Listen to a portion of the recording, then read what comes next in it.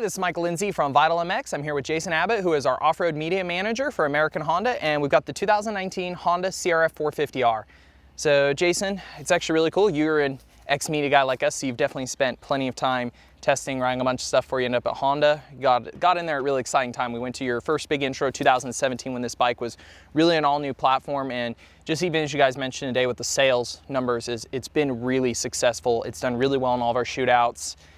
It's just, like I said, overall it's been a big success. It's really put Honda back on top of the 450 motocross map. So we're 2 years into the generation, going into our third year. You guys kind of have a mid-generation change. The bike from the outside plastic-wise may look similar, but there's actually a bunch of little updates, some stuff engine-wise, frame-wise. Let's just start from the basics. What are the most key point-outs that are new? I'd say, yeah, like you said, it looks visually the same for 2019, but the frame has been updated, as well as the swing arm. So new frame and swing arm, new linkage ratio with the rear. Basically trying to optimize performance, with the handling and get better turning and rear wheel traction with these changes. So the frame, it's really from, if you can actually see them side by side, the visual changes more from this center weld down into that swing arm pivot through the swing arm. A lot of the front of the frame's the same, but it's from that mid weld down through the spars to the foot peg to the cradle region, the swing arm back. What was the goal of that change? Like I said, just to optimize rigidity in the frame and to improve the handling. Yeah. So I know a lot of guys sometimes will be like, oh, if they hear the word rigidity, they'll be like, the bike's more rigid, right? That automatically should mean it's stiffer, but in an aspect is increasing stiffness in some areas helps others. Let's say if the frame's really stiff up above and it's not as much down below, going stiffer down below can actually equalize the energy transfer. So just necessarily hearing the word rigid isn't a bad thing. It could be a very good balance for the bike overall. Yeah, tying it in with the new suspension updates, and the valving and all that. So the suspension along with the chassis, everything works together, to improve the handling of the bike. Yeah. The other big one is, of course, if you look over on that frame side, is, the Kickstarter boss is gone. When you guys originally released in 17, it was just kind of that time where all the other manufacturers are accepting electric starts. You guys kept a kick for the first year in America. Then when electric starts standard, now that that's what the market is all ho for on your bikes, you're able to change the cases to remove some weight off of it now that we're committed to electric start only. Yeah, so we on the right side case has been updated for without the kick boss, and that kind of goes along with the new frame, as well as the left side case is new. We now have a shift sensor tied into the ECU settings, and so basically, left and right cases are changed, as well as the head with the combustion chamber shape. So the shift sensor is really interesting to me because I think the Honda had that back like 07, 08 on the old carburetor bike. You guys had a sensor. I think it was first, second gear was an ignition, and like third, and then fourth, fifth, something like that. But since we got on EFI, of course, things cleaned up so much that may not be as needed. Now that we're pretty far into the EFI area, you guys have brought that back. So basically, when you shift, there's an individual map for every gear, correct? Yeah. So it optimizes power delivery. Each gear has a different load on the rear wheel, and the power delivery is different from each gear. So basically, it's not something that you can tune yourself. We still have the 3 map selection on the bar, but each on the ECU and the shift sensor, it's basically just to optimize power delivery. And then speaking of electronics, you guys have also added, like you said, you've had a 3-map switch for a while, but you guys haven't had a launch control, and you've added that on top of the map switches now, correct? Yes, that's really, really exciting. We have the new Hrc Launch Control, something that has been developed from the race team and the Hrc side.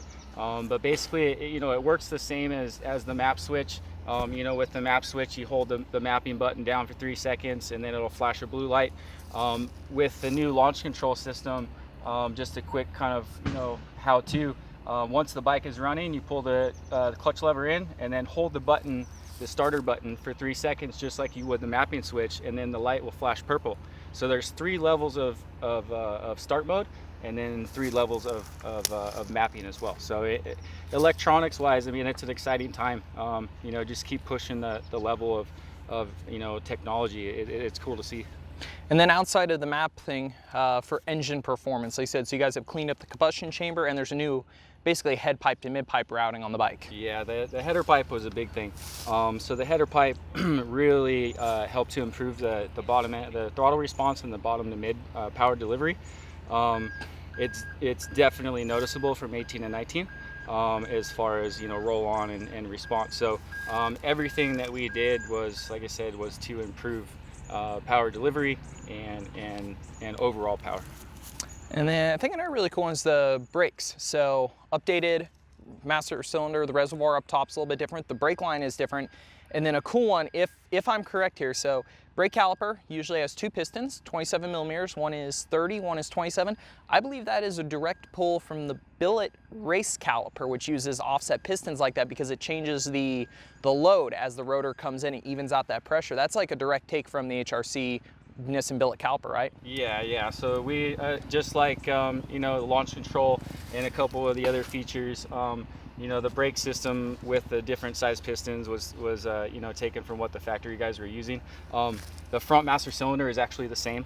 Yes. The brake line is new, but yeah, the front brake caliper is something really cool because it is the 30 mil and the 27 mil. So you know, it definitely kind of you know, raises the braking power and the feel from the front brake, and something that, you know, Honda always has really good brakes, but now they just feel, you know, just that much stronger.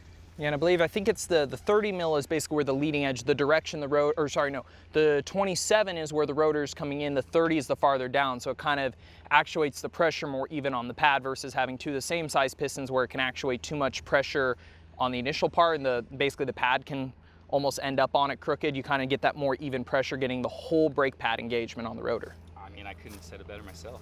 That's why I'm here. Look at this guy. And then controls, last one, triple clamps. You guys have bar positions now. You guys updated 1/8" bars. Anything else really going on here? So the adjustable triple clamp is really exciting. This is something that's first for Honda. You now have two holes for the bar mounts, and then you can flip the mounts themselves. So there's 4 positions. The new Renthal fat bar, it's an 839 bend. So we're, I believe it's about, what is that, 15 mil lower than, say, the old style 7/8. But overall, it's just to, you know, improve the comfort on the rider cockpit, and then also give you more adjustability to, you know, go along with the variables as far as rider size and whatnot. Cool, thank you very much, sir. All right, thank you.